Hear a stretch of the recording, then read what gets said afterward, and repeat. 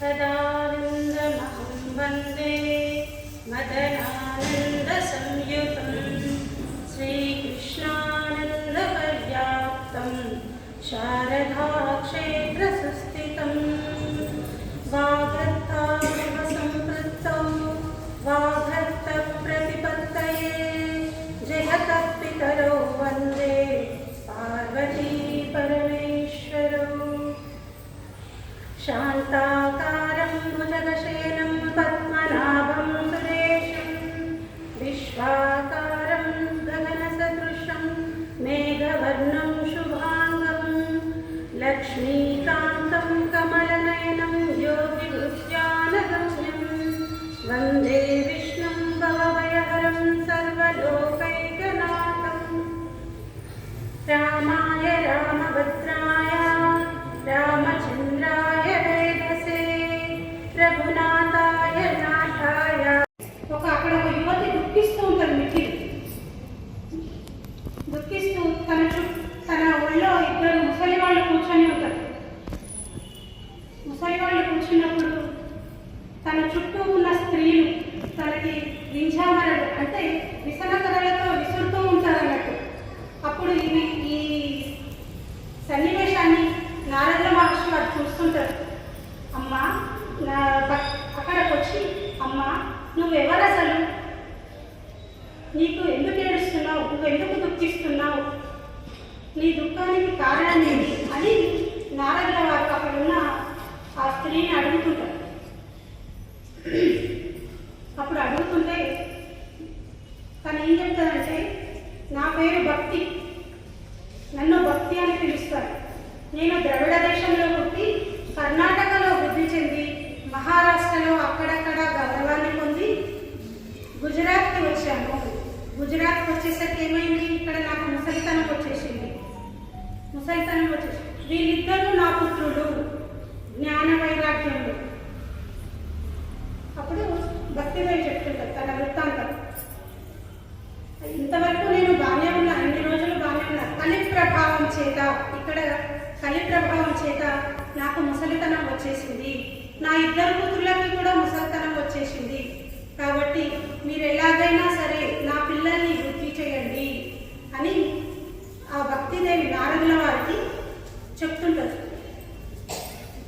నారదుల వారు ఏం చేస్తారంటే, అమ్మ నువ్వేం చింతించకు, నువ్వేం బాధపడకు, నేను నీ పుత్రుల్ని ఇద్దరిని మేల్కొల్పడానికి ప్రయత్నం చేస్తా అని చెప్పేసి నారదుల వారు ఏం చేస్తారంటే, తనకు తెలియని విద్య, నారదులకు తెలియనటువంటి విద్య ఏముంది, నారదులకి ఎంతమందికి గురువు, నారదులకి ప్రహ్లాదుడు నారదుడికి గురువు, నారదుడికి ప్రహ్లాదుడు నారదుడికి గురువు, ప్లస్ మళ్ళీ ఉద్ధవుడికి కూడా నారదుడే గురువు, ధ్రువ మహారాజ్కి కూడా నారదుడే గురువు, వ్యాస భగవానుడికి కూడా నారదుడే గురువు. అలాంటి నారద మహర్షి వేదాలు, ఉపనిషత్తులు, శాస్త్రాలు అన్నీ చదివి ఆ జ్ఞాన వైరాగ్యాలనిద్దరినీ కూడా కూర్చోబెట్టుకొని వాళ్ళకి చెప్తుంటారు. ఇదంతా విని వాళ్ళు లేస్తారేమో, వాళ్ళు మేలుకొంటారేమో అనే ఉద్దేశంతో నారదుల వారు చాలా ప్రయత్నాలు చేస్తూ ఉంటారు. కానీ నారదుల వారు ఎంత ప్రయత్నం చేసినా ఆ జ్ఞాన వైరాగ్యాలు మాత్రం లేవరు. అటువంటి సమయంలో నారదుల వారు చాలా ఆలోచించి, ఏంటి ఎందుకు లేస్తారు, అసలు దీనికి కారణం ఏంటి, నేను ఇన్ని ఉపనిషత్తులు చెప్పినా, శాస్త్రాలు చెప్పినా, బ్రహ్మసూత్రాలు చెప్పినా, అన్నీ చెప్పినా కానీ అక్కడ జ్ఞాన వైరాగ్యాలకు ఎందుకు మెరుగు ఉంటలే, వాళ్ళకి అసలు ఎందుకు ఇట్లయితుంది అని తన దివ్య దృష్టితో చూసి ఇది కలి ప్రభావము అని తను చెప్తుంటాడు. అమ్మ నువ్వు భక్తిదేవి చెప్తుంటాడు నారద మహర్షి, అమ్మ నువ్వు ఒకసారి శ్రీకృష్ణ భగవాను ధ్యానం చేసుకో, గోపికల్ని రక్షించినట్టు ముందులు. అప్పుడు ఆత్మదేవి వెళ్ళి భార్యకి ఇస్తుంటాడు పండు నుంచి, ఇది మనం 9 నెలలు సంవత్సర కాలం పాటు శుచి, శౌచము, శుభ్రము, మాంసాహారాలు తినకుండా అన్ని విధాలుగా మనము ఉండాలి అని, ఈ పండు తినమని, తింటే సంతానం కలుగుతుంది అని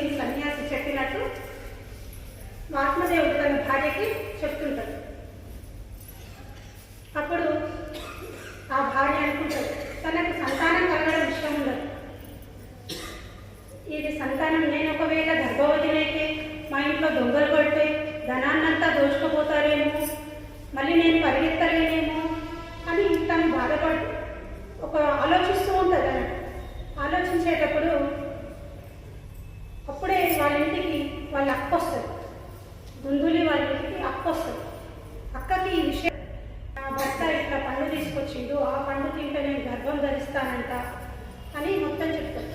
అప్పుడు వాళ్ళ అక్క ఏం చెప్తుందంటే, నేను కూడా గర్భవతినే, ఇప్పుడు నేను కూడా గర్భవతినే, నాకు ధనం అవసరం ఉంది, ఆ ధనాన్ని నేను నాకు ఇవ్వు, ఈ పండుని ఈ పిల్లవాడిని నేను నీకు ఇస్తాను అని చెప్పి దుందులకి దగ్గర మాట చెప్పుకుంటాడు.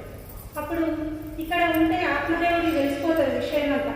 అందుకని తను కూడా తన తల్లి గారి ఇంటికి వెళ్ళి అక్క దగ్గరికి వెళ్ళిపోతుంది.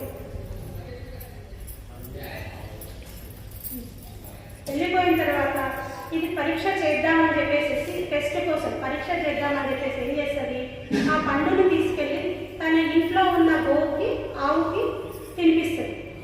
అయితే ఆత్మదేవుడి ఇంట్లో ఆవు ఉంది, ఆవుకి పిల్లలు ఉన్నారు, చెట్లున్న చెట్లకు కూడా కాయలు కాయవు. ఆత్మదేవుడు ఎవరు ఇచ్చినా ఎవరు పెట్టినా ఆత్మదేవుడు పెట్టినా ఎవరు తినారన్నట్టు, ఎవరు తీసుకోరు కదా. అయ్యేసరికి తను వెళ్ళిపోతుంటుంది. 9 నెలలు గడిచిపోతుంది. దుందులి వాళ్ళ అక్కకి బాబు పుట్టాడు. అదే సమయంలో ఇక్కడ గోవుకు కూడా మగపిల్లవాడు పుట్టాడు, కానీ తను ఆవు చెవులతో పుట్టాడు. అట్లా తనకి అందుకే తన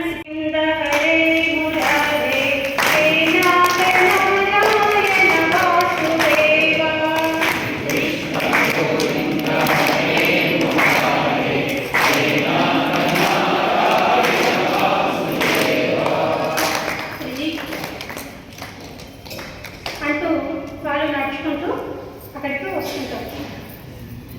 ఇది విన్న తర్వాత అక్కడ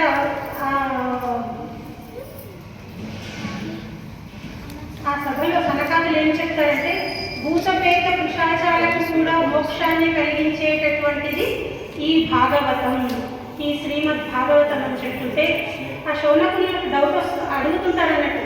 ఏమని, శౌనక మహర్షి మాకేమైనా అంటే ఏమైనా చెప్తారా, దీనికి మాకు ఏమైనా కథలు వివరిస్తారా అని శౌనకులు సనకాదులకు అడుగుతుంటే, అప్పుడు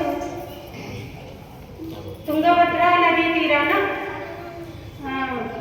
ఆత్మదేవుడు అని ఒక బ్రాహ్మణుడు ఉండేవాడు. అతడు చాలా ధనవంతుడు, అన్ని విధాల వేదాలు శాస్త్రాలు అన్నీ తెలిసినవాడు. కానీ భిక్షాటనతో తను వృత్తిని కొనసాగిస్తున్నాడు. అతనికి ఒకటే చింత, పిల్లలు లేరు పిల్లలు లేరు పిల్లలు లేరు అని ఒకటే చింతతో బాధపడుతూ ఉంటాడు. అతని భార్య దుందులి. అతను ఒకరోజు ఒక చెరువు దగ్గరికి వెళ్ళి నదీ సమీపానికి బాధతో నదీ సమీపానికి వెళ్తుంటాడు. అక్కడ వెళ్ళి కూర్చున్నప్పుడు ఆ నదీ తీరానికి ఒక మహర్షి వస్తాడు, ఒక సన్యాసి వస్తుంటాడు. ఆ సన్యాసిని చూసి ఆత్మదేవుడు అడుగుతాడు, అయ్యా నాకు ఒక సమస్య ఉంది. ఆ సమస్య ఏంటంటే నాకు పిల్లలు లేదు, సంతానం లేదు, ఆ సంతాన్ని కలిగించే భాగ్యం మీరు చేయండి అని ఆత్మదేవుడు ఆ సన్యాసిని అడుగుతుంటాడు. అప్పుడు ఆత్మదేవుడు తన దివ్య దృష్టితో చూసి, అయ్యా ఆ సన్యాసి తన దివ్య దృష్టితో చూసి ఆత్మదేవుని ఇట్లా అంటాడు, ఏమని, అయ్యా నీకు ఈ సంతానంతో చాలా కష్టాలు అనుభవిస్తావు, అయినా నీకు 7 సంవత్సరాల వరకు కూడా నీకు 7 జన్మల వరకు కూడా నీకు సంతానం కలగదు అని ఆ సన్యాసి ఆత్మదేవుడికి చెప్తుంటాడు.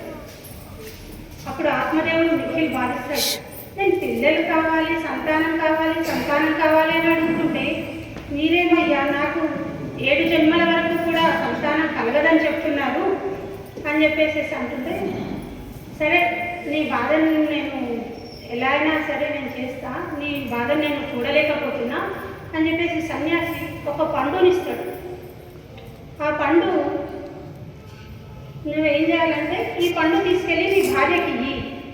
నీ భార్యకిస్తే ఆమె సంవత్సర కాలం పాటు నియమనిష్టలతో ఉండాలి అని ఆ సన్యాసి ఆత్మదేవుడికి చెప్తాడు. సరే ఇదేదో బాగుంది కదా అని చెప్పేసి ఆత్మదేవుడు ఆ పండుని తీసుకొని ఇంటికి వెళ్ళిపోయి ఇంటికి వెళ్ళిన తర్వాత తన భార్యకి ఇస్తాడు. ఆ భార్య ఎట్లాంటిదంటే చాలా కలహప్రియురాలు. ఆమె తన మాటే నెగ్గాలి, నేనే వేదం, నేనే ఏదైనా నా మాటే వినాలి అనేటటువంటి ఆమె దుందులి. అప్పుడు ఆత్మదేవుడు వెళ్ళి భార్యకి ఇస్తుంటాడు పండునిచ్చి, ఇది మనం 9 నెలలు సంవత్సర కాలం పాటు శుచి, శౌచము, శుభ్రము, మాంసాహారాలు తినకుండా అన్ని విధాలుగా మనము ఉండాలి అని, ఈ పండు తింటే సంతానం కలుగుతుంది అని సన్యాసి చెప్పినట్టు ఆత్మదేవుడు తన భార్యకి చెప్తుంటాడు. అప్పుడు ఆ భార్య అనుకుంటాడు తనకు సంతానం కలగడం ఇష్టం ఉండదు. ఇది సంతానం, నేను ఒకవేళ గర్భవతినైతే మా ఇంట్లో దొంగలు పడితే ధనాన్నంతా దోచుకుపోతారేమో, మళ్ళీ నేను పరిగెత్తలేనేమో అని తను బాధపడుతూ ఆలోచిస్తూ ఉంటుంది అన్నట్టు. ఆలోచించేటప్పుడు అప్పుడే వాళ్ళ ఇంటికి వాళ్ళ అక్క వస్తుంది. దుందులి వాళ్ళ ఇంటికి అక్క వస్తుంది. అక్కకి ఈ విషయాన్ని అంతా చెప్తారు. నా భర్త ఇట్లా పండు తీసుకొచ్చిండు, ఆ పండు తింటే నేను గర్భం ధరిస్తానంట అని మొత్తం చెప్తారు. అప్పుడు వాళ్ళ అక్క ఏం చెప్తుందంటే, నేను కూడా గర్భవతిని, ఇప్పుడు నేను కూడా గర్భవతిని, నాకు ధనం అవసరం ఉంది, ఆ ధనాన్ని నువ్వు నాకు ఇవ్వు, ఈ పండుని ఈ పిల్లవాడిని నేను నీకు ఇస్తాను అని చెప్పి దుందులకి దగ్గర మాట చెప్తుంటారు. అప్పుడు ఇక్కడ ఉంటే ఆత్మదేవుడికి తెలిసిపోతుంది విషయం అంతా. అందుకని చెప్పి తను కూడా తన తల్లిగారి ఇంటికి వెళ్ళి అక్క దగ్గరికి వెళ్ళిపోతుంది. వెళ్ళిపోయిన తర్వాత ఇది పరీక్ష చేద్దామని చెప్పేసి, టెస్ట్ కోసం పరీక్ష చేద్దామని చెప్పేసి ఏం చేస్తుంది, ఆ పండును తీసుకెళ్ళి తన ఇంట్లో ఉన్న గోవుకి, ఆవుకి తినిపిస్తుంది. అయితే ఆత్మదేవుడి ఇంట్లో ఆవు ఉంది, ఆవుకి పిల్లలు ఉండరు, చెట్లున్న చెట్లకు కూడా కాయలు కాయవు. ఆత్మదేవుడు ఎవరు ఇచ్చినా, ఎవరు పెట్టినా, ఆత్మదేవుడు పెట్టినా ఎవరు తినాలన్నట్టు, ఎవరు తీసుకోరు. తనని అయ్యేసరికి తను వెళ్ళిపోతుంటుంది. 9 నెలలు గడిచిపోతాయి. దుందులి వాళ్ళ అక్కకి బాబు పుడతాడు. అదే సమయంలో ఇక్కడ గోవుకు కూడా మగపిల్లవాడు పుడతాడు, కానీ తను ఆవు చెవులతో పుడతాడు. అట్లా తనకి, అందుకే తనని గోకర్ణుడు అని పేరు పెట్టింది. ఈ దుందులి కుమారుడు వాళ్ళిద్దరికీ కూడా సమానంగా నామకరణం చేసుకుంటారు. ఈ దుందులి కుమారుడి పేరు దుందుకారి అని పేరు పెడతారు. ఆవు కొడుకు బాబుకేమో గోకర్ణుడని, దుందులి కుమారుడికేమో దుందుకారి అని పేరు పెడతారు. ఆ దుందుకారి పేరు పెట్టిన విధంగానే ఆయన పనులన్నీ కూడా విచిత్రంగా ఉంటాయి. ఇవన్నీ సూక్ష్మీకరించి సభల ఇష్టాన్ని గ్రహించి పొందికగా పొదుపు చేసే వాళ్ళు అందరూ ఉన్నారు కాబట్టి పొదుపుగా వాళ్ళు తమ తమ అభిప్రాయాలు నేను పిలిచిన వాళ్ళు పిలిచినట్టుగా వ్యక్తీకరిస్తారు.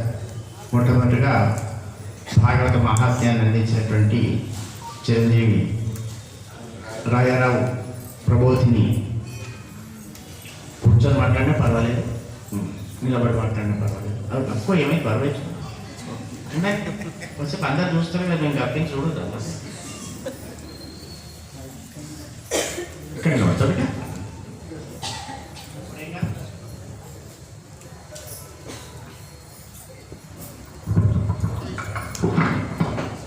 गुरु ब्रह्मा गुरु विष्णु गुरुदेवो महेश्वरा गुरु साक्षात् परब्रह्म तस्मै श्री गुरवे नमः. श्री गुरुभ्यो नमः. మన రామాలయ ప్రాంగణంలో జరిగేటటువంటి ఈ భాగవత జ్ఞాన యజ్ఞంలో నేను కూడా ఒక భాగస్వామి కావడం అదృష్టం.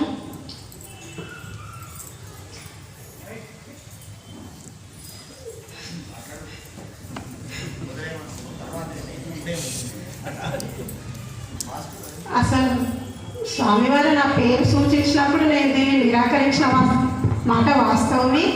కానీ రంగంపేటలో స్వామివారు ఒక మీటింగ్ పెట్టారు మా ప్రవాసకులతో.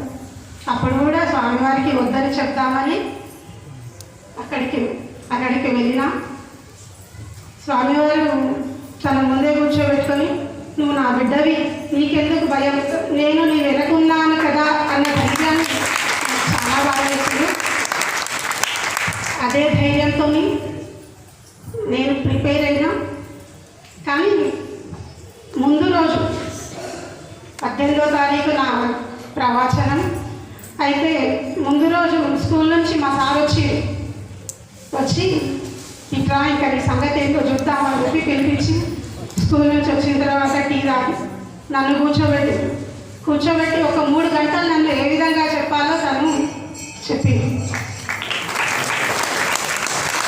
ఫస్ట్ స్వామివారికి కృతజ్ఞత తెలుపుతూ, తర్వాత మా సార్ గారికి కూడా ధన్యవాదాలు తెలుపుతూ, ఈ ఇచ్చిన మహాభాగ్యాన్ని మహాప్రసాదంగా స్వీకరిస్తూ స్వామివారికి పాదాభివందనాలు తెలియజేస్తూ,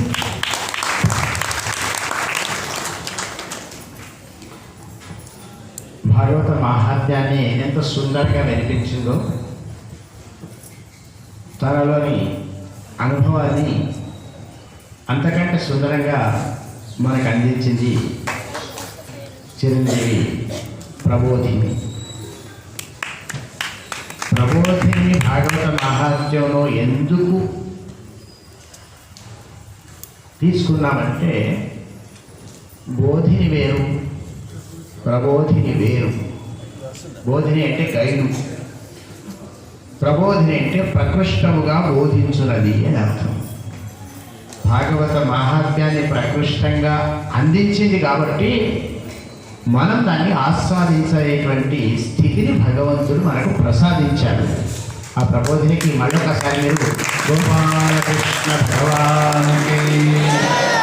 ఆ తర్వాత అని చెప్పాలి, అతనికి అనివార్య కారణాల వల్ల రాలేని పరిస్థితి ఉంది కాబట్టి అది ఎప్పుడైనా కలిసినప్పుడు మనందరినీ కూర్చోబెట్టుకొని మళ్ళీ వాళ్ళతో చెప్పిస్తా. అయిపోయిందని ఇన్ని తప్పించుకున్నాను వాడు అనుకోదు, మీరు కూడా ఎప్పుడు అయిపోయిందని అనొద్దు. కనుక ఆ తర్వాత